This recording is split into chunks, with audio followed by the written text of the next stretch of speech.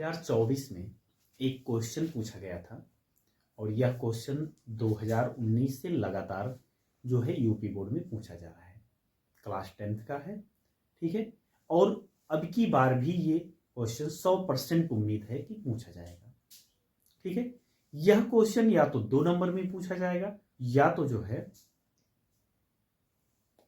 4 number में पूछा जाएगा, ठीक है।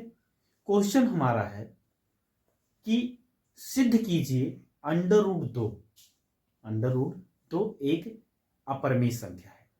कभी कभी ये कहते हैं कि 2 + √5 एक अपरिमेय संख्या, इसको भी सिद्ध करने के लिए कहते हैं। तो इसको भी बताएंगे, लेकिन इसमें नहीं बताएंगे, दूसरे लेक्चर में बताएंगे, ठीक है। √2 एक अपरिमेय संख्या है, यही हमको सिद्ध करना है। तो हम क्या करेंगे, सबसे पहले मानेंगे कि माना √2 एक परमेय संख्या है। क्या है? परमेय संख्या है। जब √2 एक परमेय संख्या है तो यह जो है, जो परमेय संख्या होता है वो भिन्न के रूप में होता है, यानी कि p/q के रूप में होता है, ठीक है। लेकिन भिन्न के रूप में तो रहेगा, लेकिन उसका जो हर होता है वो 0 के बराबर नहीं होता है। यानी कि हम इसको लिख सकते हैं, क्या लिखेंगे हम, देखिए हम क्या लिखेंगे, √2 को हम लिखेंगे p/q। क्या लिखेंगे? p/q लिखेंगे, समझे कि नहीं। अब इसके बाद क्या करेंगे हम, इसमें जब हमने लिख लिया तो लिखेंगे जहां q ≠ 0 तथा p और q का एक के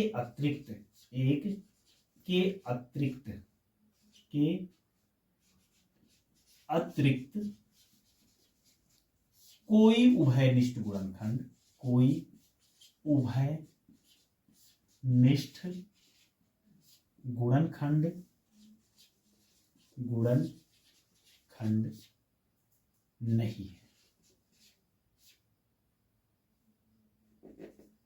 नहीं है, यानी कि q ≠ 0 है तथा p और q में कोई उभयनिष्ठ गुणनखंड नहीं है, ठीक।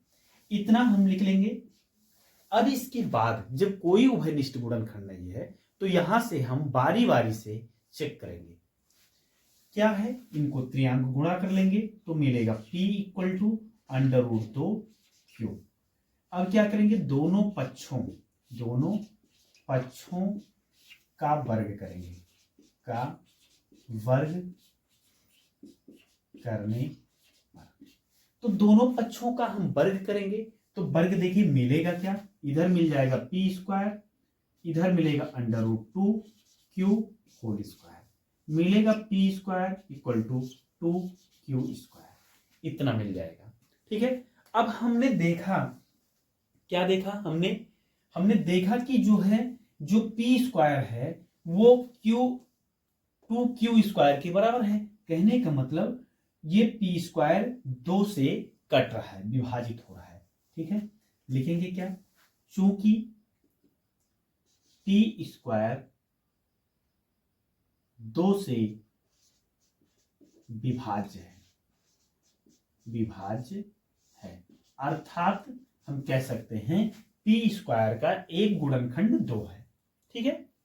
तो जब p² 2 से विभाज्य है तब हम यहां लिख सकते हैं, इसलिए p भी 2 से विभाज्य होगा, या विभाज्य है, ठीक है ना, ये भी विभाज्य है, ठीक है। जब p² है तो p भी जो है 2 से विभाज्य होगा, ठीक है। अब इसके बाद हम क्या करेंगे, p भी 2 से विभाज्य होगा नहीं लिख करके लिख दीजिए है, ठीक है।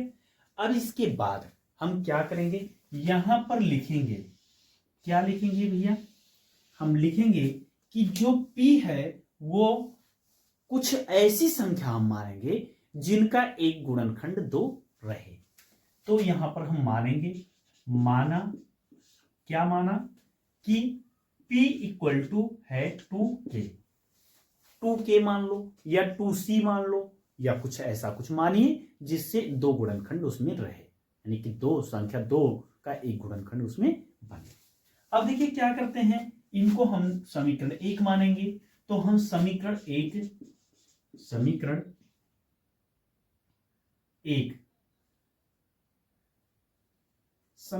एक जो है, आप चलो ठीक उसी को मान लो। समीकरण एक में क्या होगा, इसको समीकरण एक मत मानो, इसको मान लो, क्योंकि इसके द्वारा अभी मिल जाएगा। समीकरण एक में P का मान रखने पर तो यहां पर P स्क्वायर है, इसके बाद क्या होगा, ये समीकरण एक है, इस समीकरण एक में जो है हम क्या करेंगे, P का मान रखेंगे। तो P स्क्वायर है तो P के स्थान पे 2K रख दो, स्क्वायर ही स्क्वायर लगा दो, आएगा क्या 2Q स्क्वायर हो जाएगा, 2Q स्क्वायर हो जाएगा। अब इसके बाद हम क्या करते हैं, हम जो है इसको ओपन करेंगे, मिलेगा यहाँ 4K स्क्वायर इक्वल टू इधर 2Q स्क्वायर हो जाएगा, 2Q square equal to 4K square हो गया, Q square equal to 4K square by 2, यानी कि Q square equal to 2K square मिल गया। ठीक है, समझे कि नहीं। अब देखिए इसके द्वारा फिर हमें स्पष्ट हो रहा है, चूंकि Q स्क्वायर 2 से विभाज्य है, चूंकि Q स्क्वायर 2 से विभाज्य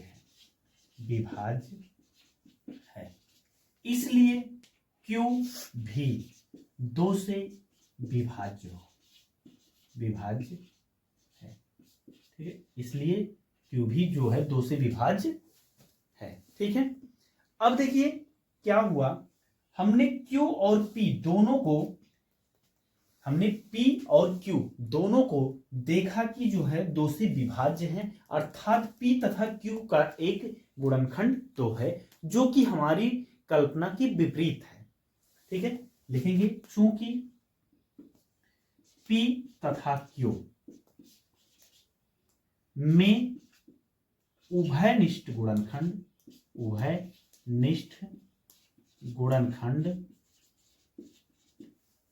है, जो P तथा Q में उभयनिष्ठ गुणनखंड 2 है। ठीक है, जो कि हमारी कल्पना के विपरीत है, इसलिए अंडर रूट 2 एक परमेय संख्या है,